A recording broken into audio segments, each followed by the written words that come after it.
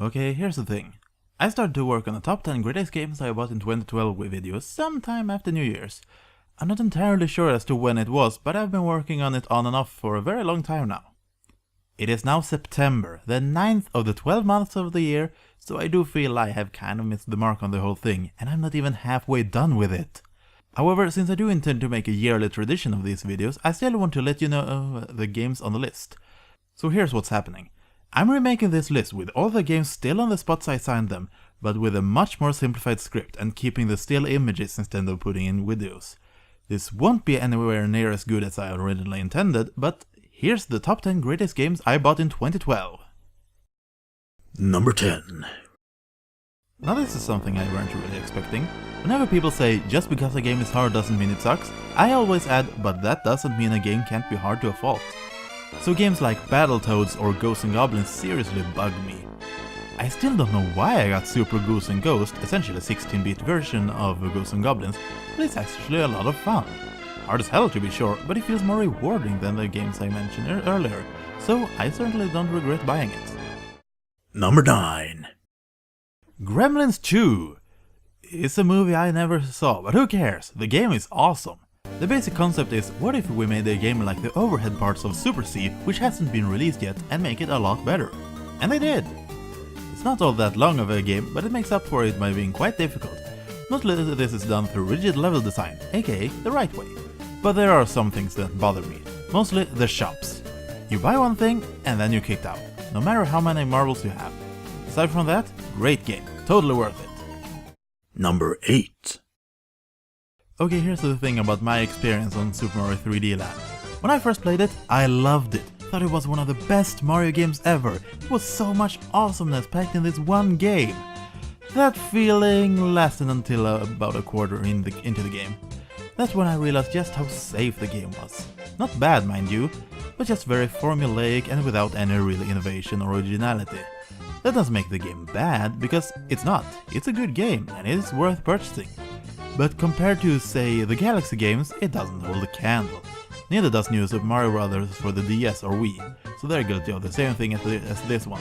I guess what I'm trying to say is that, well, I'm sick of sliding down poles and breaking Bowser's bridges, you know?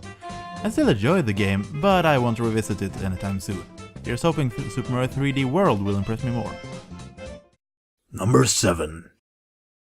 Zombies Ate My Neighbors might be one of the greatest names for a game ever. Us Europeans just got zombies, but it's pretty much the same game, and it's awesome. It's like a hostage saving thing, except the hostages are your neighbors, or at least the stereotype of what the average American suburban citizens looked like in the early 90s, and the terrorists are various movie monsters, which is way cooler. Also, the co-op, it's amazing. Number 6. Video game genres the Swedish Scribble likes but is absolutely awful at. Number 1. Fighting games. It's true, I suck at fighting games, but that doesn't mean I still can't enjoy it. Case in point, Street Fighter 2.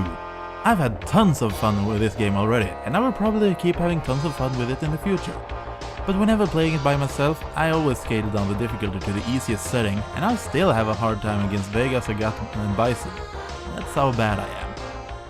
Number 5. Rascals is an odd one to explain. Think of it as if Mario Kart was a 2D platformer with Puyo Puyo blocks as obstacles. Does it make sense? Probably not, but trust me, it's a blast. And if the gameplay sounds iffy, you could try it out for the adorable character design, or better yet, the humor. I don't want to spoil any of the jokes for you, but trust me when I say that this game is hilarious. I don't know when a game made me laugh this much. Number 4. I'm way late to this bandwagon, but I'm still gonna come out and say it. Team Fortress 2 is awesome. I got this for free as a friend of mine persuaded me into getting Steam. And before you ask, no, you should not add me on Steam because I rarely ever use it. Anyways, I'm neither much into first-person shooters nor a PC gamer by any stretches of the imagination, but Team Fortress 2 is just so much fun. I love the character design, I love the classes you can choose between to mix up the gameplay. And not to mention, the game is free. You can get it without having your economy even mildly altered. Number 3. Now let's move on from a somewhat modern game that everybody knows about to a pretty old game that almost no one knows about. But first, video game genre Swedish Scribble likes but is absolutely awful at. Number 2, shmups. Yes, and the shmup we're gonna talk about today is called Parodius. The game itself is great. You can choose between 4 different ships, which change the sort of power-up you have, and the control and an enemy variety is great, as well as graphics and music. But that's not what will strike you the most about playing Parodius, as it is also one of the trippiest games I have ever played. First time playing it, you will think, what on earth am I playing? So many times you'll begin to wonder if you spelled your thoughts correctly. And honestly, I love it even more for it. I mean, any shmup has a giant spaceship as a boss. But what game has a flying pirate submarine built around a giant 6-pod kitty cat? With a fishbone bandana. That's what I thought. Number 2. How would I sum up my thoughts on Donkey Kong Country 3 as swiftly as possible? Well, you see, it's a great game, but in my opinion it's by far the weakest in the Donkey Kong Country trilogy. That's mostly what I thought of when playing it. The first 2 games are simply better. But when I take it on its own merit, it's amazing and you should totally get it if you have a Super Nintendo or any other means of acquiring it. But only after you've gotten the first 2 games first. And big surprise, I don't like Kiddy Kong. I think it was a dumb idea and totally ruined the great chemistry that Diddy and Dixie had together. But maybe that's just me. No matter how you look at it, the game is worth playing. And it says something when a game is the weakest in a trilogy and still almost tops this list, doesn't it? Number 1. In 2012, I downloaded a game off of the Xbox Live Arcade for the first time. I felt inclined to do this after playing a demo of what has become one of my new favorite games of all time. This game is called Dust, an Elysian Tale.